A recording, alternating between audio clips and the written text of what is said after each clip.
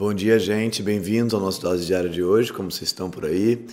Ontem eu fui interrompido no vídeo sobre o budismo, o Martim acordou e tal, e eu tava ainda querendo falar algumas coisas e eu não consegui lidar com a frustração de não terminar o que eu queria falar. Mas, na verdade, especialmente de ontem para hoje, eu pensei várias coisas que eu queria continuar um pouco sobre o tema do desejo. Essa questão aí ligada ao como a gente deseja, por que a gente deseja, por que o desejo ocupa um espaço tão grande na nossa vida, como lidar com isso, tem solução para isso, não tem, o que diabos é isso, o que dá para pensar sobre isso, que eu acho que talvez essa seja das questões mais fundamentais que a gente experimenta na nossa existência. E eu acho que o budismo fala sobre isso, fala sobre o problema, a questão do desejo, e que simplesmente não dá pra gente, não, então tem que parar de desejar e tal, coisa, e falar disso assim e seguir a vida. Não é assim tão simples, eu acho que tem muita coisa aí pra pensar. Muita coisa mesmo, na verdade. Inclusive eu acho que isso aqui já sei que vou falar e vou terminar de gravar e vou falar, cara, faltava tudo aquilo, estava tudo aquilo em minha vida. Isso aí tudo bem. Mas estou gravando esse vídeo ainda sem ler os comentários do vídeo do budismo, porque eu gravo no dia anterior para botar no dia seguinte no canal, então tem sempre esse delay. Mas, enfim, espero que tenha corrido tudo bem por lá, naquele vídeo, porque é sempre arriscado falar sobre a crença ou, não sei se é fé, mas procedimentos que são tão de ordem, de identificação tão intensa com as pessoas, né? A ponto das pessoas falarem, eu sou budista, né? Eu sou budista. Ou não eu pratico, ou sei lá, enfim, eu acredito em conceitos e tal, eu sou alguma coisa. Eu sou qualquer coisa, eu acho muito estranho. Eu sou filósofo, acho estranho também, acho esquisito. Mas vamos seguir para pensar.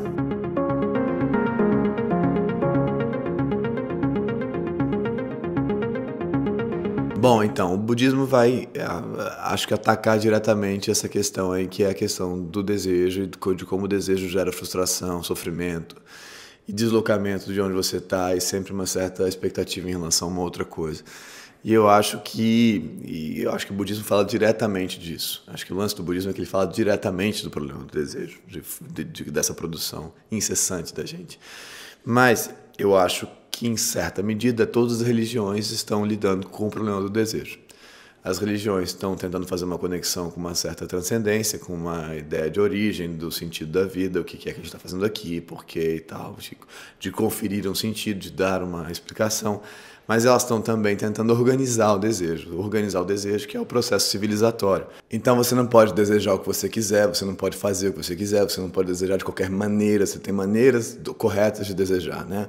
A religião vai, então, dar um certo contorno, essas práticas vão dar um certo contorno para a sua produção desejante, para a sua produção de imaginário. Tá? Vão dizer, olha, isso você pode, isso tudo bem, assim, tudo bem. No casamento, tudo bem, nesse ritual tal, tudo bem, assim funciona, assim não funciona, isso você pode falar, isso você não pode falar, isso você pode querer, isso você não pode querer, e assim segue. E isso é muito interessante de pensar como isso passa nas civilizações humanas de muitos jeitos, né? Muitos jeitos. E acho, então, sempre que é um pouco ingênuo da nossa parte falar, é assim que tem que fazer. O que vai resolver a questão do desejo é essa coisa aqui e tal. Eu acho que a gente não vai resolver isso, né? A gente tem esse impulso, essa pulsão, para usar o termo da psicanálise, de desejante, esse troço aí. Inclusive, pensando na psicanálise, acho que grande parte da base da coisa tem a ver com isso, com a teoria pulsional tem a ver com desejo. Não é exatamente essa palavra aí, desejo, é pulsão, mas, enfim, a libido, a teoria da libido tem a ver com isso.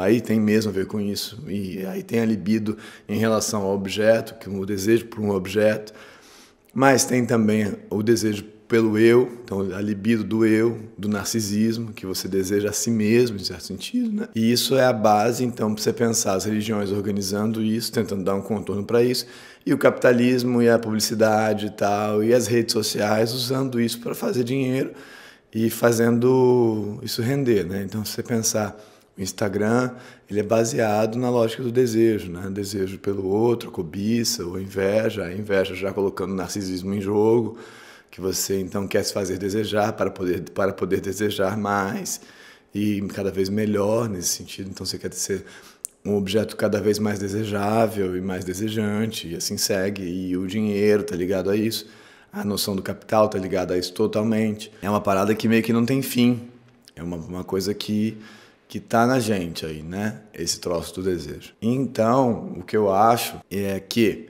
a gente não pode simplesmente dizer, então a gente tem que organizar e parar de desejar. A gente tem que tentar entender isso, esses movimentos que existem na gente, tentar entender como que a gente opera em relação a isso, porque cada sujeito, cada indivíduo vai operar o seu desejo de um jeito. Isso é muito forte e muito bonito ao mesmo tempo, que não existe uma produção desejante igual a outra, idêntica a outra.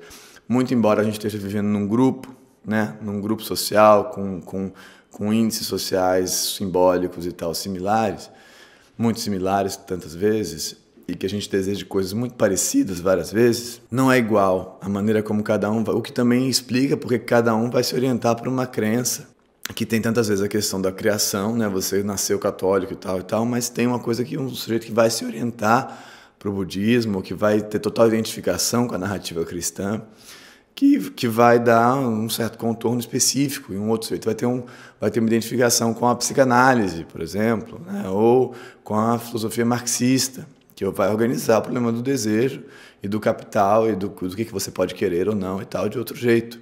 Mas está lá, está junto, isso também. Então, a gente tem que tentar entender quais são as nossas maneiras de desejar, né? De cada um de nós, para poder olhar para elas e poder ser menos escravo do nosso desejo nesse sentido. Não que a gente vá parar de desejar, eu acho que não, porque aí a gente chega numa lógica de uma prática ascética, de elevação, de purificação, que eu acho que é um pouco que o budismo está propondo, e tantas outras religiões. Está propondo uma ideia de purificação desse processo, que é tão frequente, tão natural, vamos dizer assim, natural, não sei se é natural, mas tão presente no humano, na nossa vida, nas nossas vidas, que é o de querer outra coisa, de querer mais. Em algumas civilizações isso é mais intenso, em alguns grupos isso é mais intenso, mais forte, mais presente, em outros menos. Em alguns grupos isso é mais incentivado, em outros menos. Mas isso está lá. Essas religiões propõem uma prática de limpeza disso. Então eu acho, voltando ao vídeo de ontem, eu acho que dizer que a essência da nossa mente é ser livre, aberto e tal. Não, eu acho que se a gente fosse dizer de essência, a gente estaria dizendo que a nossa essência é desejar.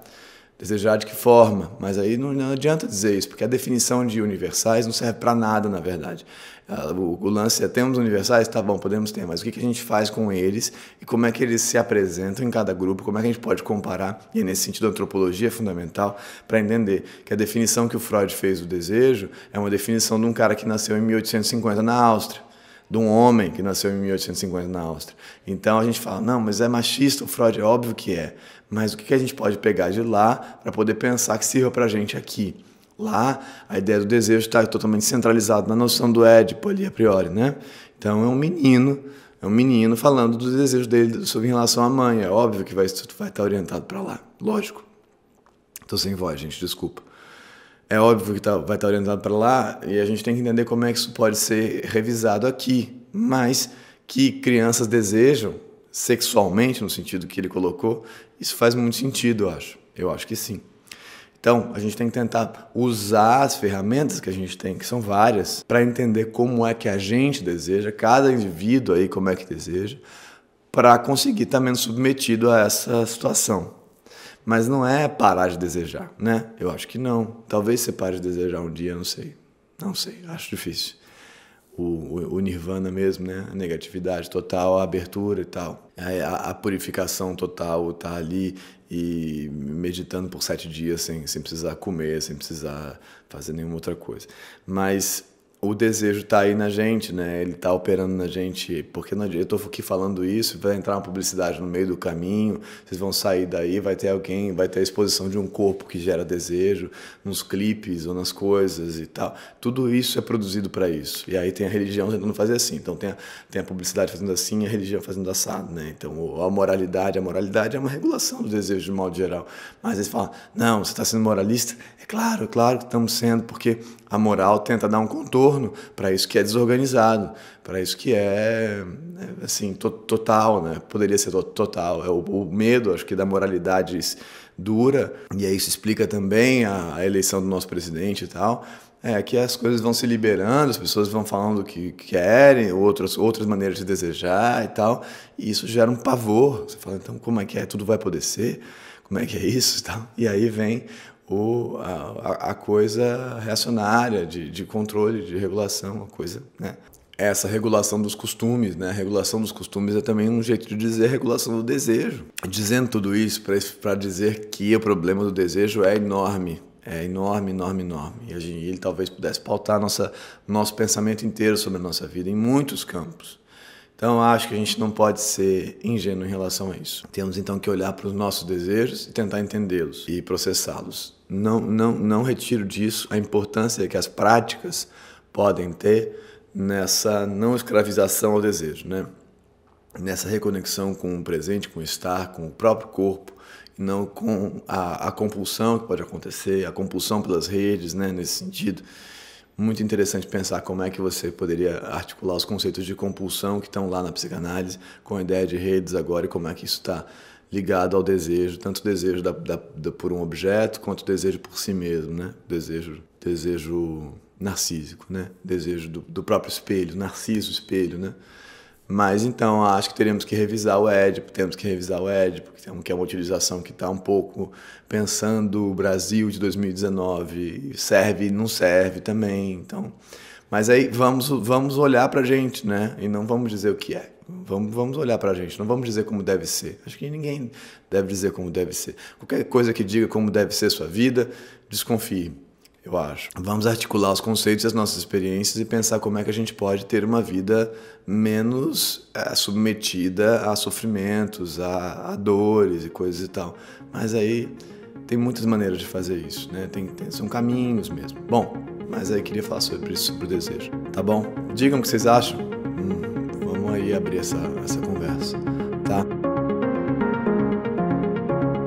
Gente, muito obrigado mais uma vez. Desculpem a voz assim, tá difícil aqui o frio. Se inscrevam no canal, curtam esse vídeo aí e, como é que fala, comentem, leiam os comentários. Digam o que vocês acham, me escrevam pelo Instagram se quiserem não ser lidos pelos outros. E assim a gente segue. Vou tentar tomar um negócio de própolis ou alguma coisa assim para amanhã ter mais capacidade de falar. Imagina se eu fico sem voz de verdade, como é que vai ser? Vou ter que usar cartazes.